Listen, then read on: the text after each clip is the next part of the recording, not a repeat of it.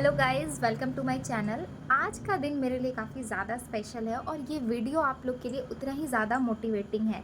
पता है क्यों? अब उस सस्पेंस से पर्दा हटा ही देती हूँ। आज मेरी फ़र्स्ट सैलरी आई है, मतलब डॉक्टर बनने के बाद as a doctor my first salary. Although मैं पहले भी अर्न नहीं करती थी, कभी कभी मैं थोड़ा ट्यूशन वगैरह पढ़ा देती थी बच्चों को, तो it was not a proper कि काफ़ी दिन तक पढ़ाया था, 2 4 6 महीने बस पढ़ाया था, तो थोड़ा बहुत सैलरी था, उसको सैलरी नहीं कहेंगे। लेकिन डॉक्टर बनने के बाद पहली सैलरी आ गई, तो उस चीज़ की खुशी ना मैं बयान ही नहीं कर सकती।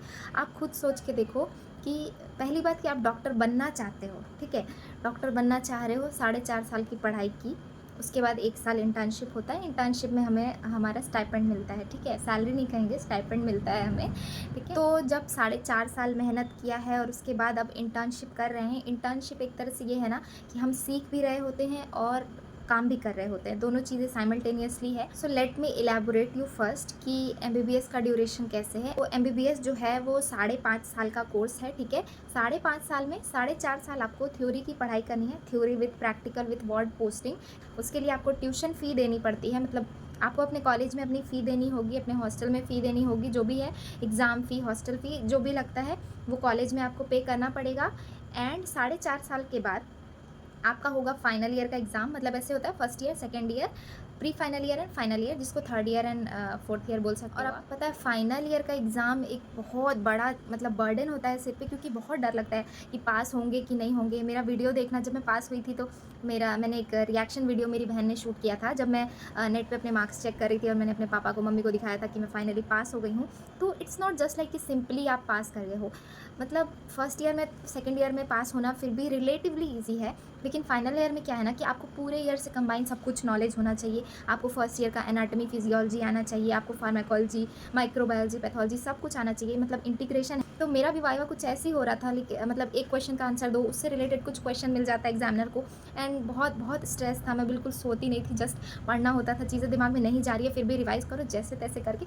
बट हाँ, मन में यकीन था कि मैं पास तो ज़रूर हो जाऊँगी अगर मैं कोई ब्लंडर ना करूँ। ब्लंडर इन द सेंस की बहुत बेसिक सी चीज़ है जो कि मतलब बताना ही चाहिए एज अ मेडिकल स्टूडेंट, वो सारी चीज़ें आनी चाहिए। एग्जाम में फेल करने का मोटो नहीं होता है एग्जामिनर का, मतलब ये होता है कि एज अ मेडिकल ग्रेजुएट आपको इतना बेसिक चीज़ आना चाहिए, क्योंकि आप किसी की लाइफ बचाने जा रहे हो ना। और हाँ, मेडिकल में पासिंग मार्क्स हमेशा 50% होता है, नॉट 33%, नॉट 40%, 50% मार्क्स लाने होते हैं, ठीक है। एग्रीगेट 2 पेपर होते हैं तो दोनों का मिला के 50%, एंड इंडिविजुअली हर पेपर में एटलीस्ट 40% होना चाहिए।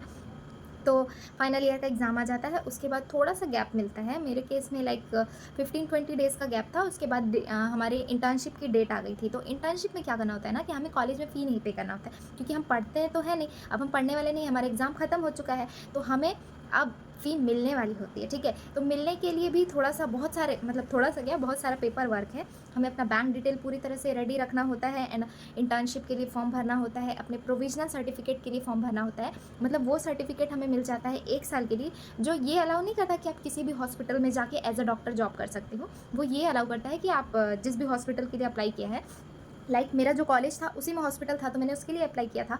तो उस हॉस्पिटल में 12 मंथ या 1 साल का आप रोटेटरी इंटर्नशिप करते हो, मतलब हर डिपार्टमेंट में 1 हफ्ते 2 हफ्ते जैसा भी रिक्वायर्ड है वहाँ पे पोस्टिंग लगेगी, और आपको वहाँ पे पोस्टिंग अपना कंप्लीट करना है। 12 मंथ कंप्लीट होगा, इसके बाद ही आपको आपका मेन सर्टिफिकेट मिलेगा, मतलब डॉक्टर बन जाने का। उस सर्टिफिकेट के बाद जब आप इंटर्नशिप कर लेते हो और उसके बाद जो आपको सर्टिफिकेट मिलता है, उस सर्टिफिकेट से आप कहीं पे भी जॉब कर सकते हो, क्योंकि आप डॉक्टर बन तो चुके होते हो फाइनल ईयर के बाद ही, लेकिन कहीं प्रैक्टिस करने का लाइसेंस नहीं मिल रहा होता है, वो इंटर्नशिप के बाद ही मिलता है, ठीक है। तो इंटर्नशिप के दौरान हम मेनली तो सीखने जाते हैं, क्योंकि थ्योरी तो हमने बहुत पढ़ ली होती है, और बाकी बीच में हमारी वार्ड पोस्टिंग भी होती है, जो डेली 3 to 4 आवर्स की या 5 आवर्स तक की होती है। मतलब मॉर्निंग में 9 to 12 होती थी जब हमारी थ्योरी क्लास चलती थी, तो और इवनिंग में 1-2 आवर्स की होती थी। लेकिन अब हम फुल टाइम प्रैक्टिस कर रहे होते हैं, हम वार्ड में होते हैं, ओपीडी में होते हैं, ओटी में होते हैं, हर जगह सब कुछ सीख रहे होते हैं। तो मेरे प्रीवियस कुछ व्लॉग में मैंने अपने दिखाया है, व्लॉग में, कि मैं गायनी ओटी में पोस्टेड थी। उसके बाद मेरा थोड़ा पोस्टमार्टम ओपीडी में पोस्टिंग था, तो जिसका व्लॉग मैं बनाऊंगी। और अभी मेरा जीरियाट्रिक डिपार्टमेंट में पोस्टिंग चल रहा है। तो काफ़ी हेक्टिक होता है लाइफ, लाइक सुबह 8 बजे जाना, या अभी कल तो मुझे 7 बजे ही जाना है, ठीक है। तो सुबह 7 बजे जाना, दिन दोपहर में 3 बजे आना, फिर 1 घंटे में खाना वाना खा के वापस से जाना, शाम को फिर 8-9 बजे वापस लौटना। तो इतना वर्किंग आवर के हिसाब से ना सैलरी उतना ज़्यादा नहीं है, बट ये है कि एक सेटिस्फैक्शन है ना, नहीं भी मिलता तो भी हम करते हैं, क्योंकि हमें डॉक्टर बनना होता है। लेकिन मिल गया है तो ये अलग से खुशी की बात है। और बहुत गर्मी हो रही है, अभी मैंने कूलर पंखा नहीं चलाया है क्योंकि वीडियो शूट कर रही हूँ तो आवाज़ आने लगती है।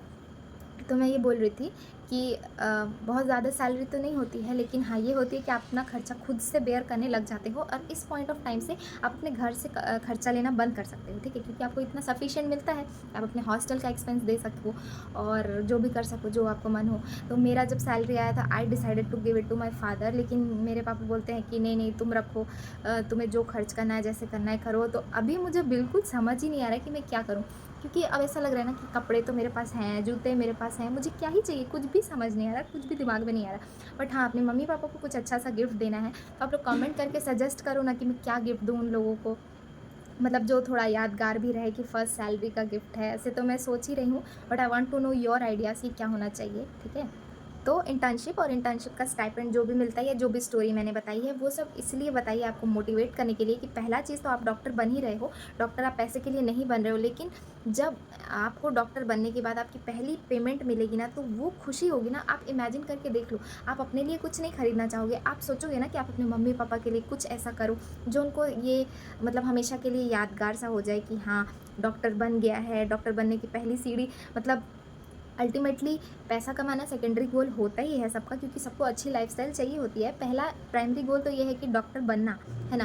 क्योंकि डॉक्टर एक ऐसा प्रोफेशन है जिसमें लोग इतना इज्जत देते हैं, लाइक हमेशा डॉक्टर साहब कह के बात करते हैं, है ना? तो इज्जत तो मिल ही रही है, प्राइमरी इंपॉर्टेंस है, आप पेशेंट की लाइफ सेव कर रहे हो, वो सेटिस्फैक्शन मिल रहा है, सबसे इतनी दुआएं ले रहे हो, वो इतना बड़ा सेटिस्फैक्शन है। तो उसके साथ साथ एक और प्लस पॉइंट है कि आपको मनी भी मिलता है और मनी अच्छा खासा मिलता है, जॉब की कहीं कमी नहीं है, अच्छा खासा पे के साथ जॉब मिलता है एक मेडिकल ग्रेजुएट को।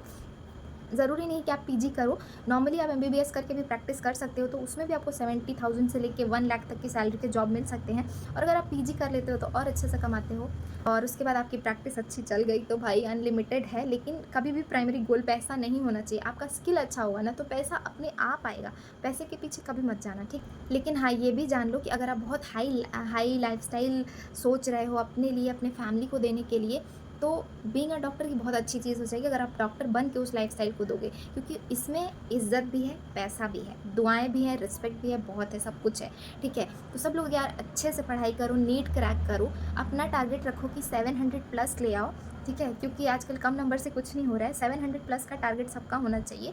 और मैंने जो भी बताया है बायो फिजिक्स के लिए वो अच्छे से करते रहो। फिजिक्स का वीडियो स्पेशली कुछ उन लोगों के लिए बनाने वाली हूँ जिनका बहुत बैकलॉग हो गया है, तो प्लीज़ चैनल को सब्सक्राइब कर लेना, कुछ लोगों को शेयर कर देना जिसको लगे तुमको कि ये वीडियो भेजने से मोटिवेशन मिल सकता है, उनको शेयर कर देना। एंड प्लीज़ कमेंट करके बताना कि मैं अपनी सैलरी से अपने मम्मी पापा के लिए क्या गिफ्ट लूँ, ठीक है? Bye bye.